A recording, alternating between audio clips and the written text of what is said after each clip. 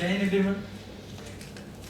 सबसे पहले तो ये कहना चाहूँगा कि यहाँ आने से पहले मेरी फैमिली में चाहे दोस्तों में जिनके साथ मैं रहता हूँ, उन्होंने उनके एजप्शन ऐसे थे कि मैं अपने में काफ़ी स्टेबल हूँ या फिर काफ़ी ठीक हूँ, तो उनके एजप्शंस को मैंने अपना एजप्शन मान लिया था। फिर मैं यहाँ आया अपने दोस्त के कहने पे, क्योंकि मुझे लगता था कि अब क्या ही चेंज करना है।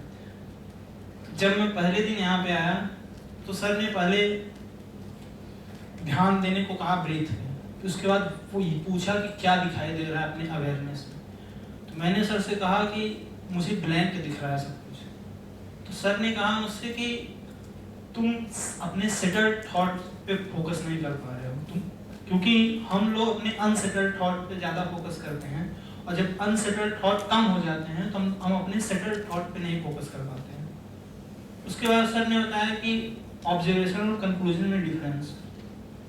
तो मुझे रियलाइज हुआ कि अभी तक मैं जो सोच रहा था कि मैं अपने में स्टेबल हूँ, तो मैं जब उसको घर जाके सोचा मुझे पता चला कि कई चीज़ तो मैंने कंक्लूजन मान लिए थे।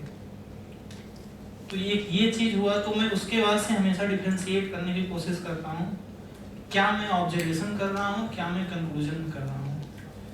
फिर सर ने बताया कि जो फीलिंग ऑब्जर्वेशन और कंक्लूजन में आई, उसके बाद उस फीलिंग को पूछो कि नेचुरल एक्सेप्टेबल है कि नहीं है। तो ये चीज़ तो मैं काफ़ी हद तक करता था। तीसरा स्टेप सर ने बताया कि हार्मोनी, क्या वो फीलिंग आपको हार्मोनी में मतलब रह रहे हैं कि डिसहार्मोनी में। तो ये चीज़ भी काफ़ी हद तक मैं करता था, कभी कभी सफल होता था, कभी कभी नहीं होता था। तो चौथा स्टेप सर ने बताया कि उसका कारण आप है कि आप नहीं हैं। तो ये चीज़ से मुझे ये लगा, क्योंकि मैं कई बार अपने भाई को बोलता रहता हूँ, एक एग्जाम्पल है, अपने भाई को बोलता रहता हूँ कि तुम क्यों नहीं हो जाते मेरे जैसे, या फिर जो भी मतलब अगर वो कुछ गलती करता है तो उसको समझाता हूँ कि ऐसा नहीं करना चाहिए। तो सर से मैंने पूछा है कि सर ऐसा क्यों होता है, वो नहीं समझता है, वो नहीं समझता है तो मुझे दुख होता है। तो सर ने बताया कि बेटा तुम इंटेंशन नहीं देखते हो, मतलब कि आप जिस स्टेट पे हैं उस स्टेट पे शायद वो नहीं हो, तो उसके लिए प्रोग्राम बनाइए। तो मैंने डिसाइड किया कि हाँ सही बात है, इसके लिए प्रोग्राम बनाना पड़ेगा, क्योंकि मैं एक्सपेक्ट नहीं कर सकता, क्योंकि मेरी एक्सपेक्टेशन ज़्यादा थी। मैं ये नहीं समझ पा रहा था कि मैं इतने दिनों में, जब कम से कम 5-6 साल या 10 साल लग गए मुझे ये समझने में कि मैं कितना गलत हूँ, तो मैं कैसे एक्सपेक्ट कर सकता हूँ कि वो इतने कम समय में समझ लें, जब मैंने उसको कहा तुरंत समझ लें। तो उसके लिए मुझे प्रोग्राम बनाना पड़ेगा, उसको समझाना पड़ेगा।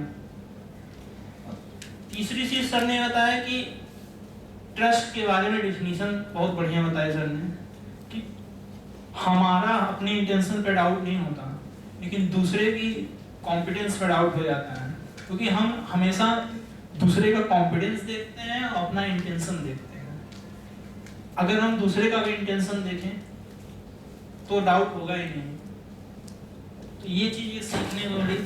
एक सर ने ये भी बताया कि फीलिंग्स एक्सप्रेस हम नहीं कर पाते। कई बार हम बात करते हैं तो एक टाइम के बाद बात खत्म हो जाती है। अनसेटल्ड थॉट के बारे में बात की है, उसके बाद सेटल्ड थॉट के बारे में हम बात ही नहीं करते, क्योंकि हमको अपना फीलिंग्स एक्सप्रेस करना नहीं आता है। तो मैंने ये भी सीखा, क्योंकि मेरे साथ भी ये प्रॉब्लम थी। मेरे साथ रहने वाले दोस्त हों चाहे फैमिली वाले हो, मेरे से कहते थे कि तुम क्या बोलना चाह रहे हो, वो समझ में नहीं आ रहा है।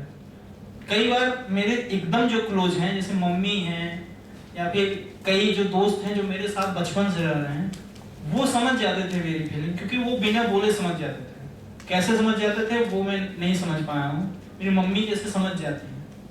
पर और कोई नहीं समझ पाता था तो मुझे भी दुख होता था और उसको भी दुख होता था कि तुम बोल नहीं पा रहे हो। तो यहाँ आके मुझे रियलाइज हुआ कि हमारे पास शब्द ही नहीं है अपने फीलिंग्स को एक्सप्रेस करने के लिए। तो सर ने वो भी बताया कि कैसे हम अपने फीलिंग को एक्सप्रेस कर सकें, कैसे हम क्या सोच रहे हैं, हमारी क्या चल रहा है हमारे दिमाग में, वो सामने वालों को बता सकें, तभी प्रॉब्लम सॉल्व होगी। बस यही समझ पाया। धन्यवाद। अच्छी बात है, अच्छी लर्निंग रही।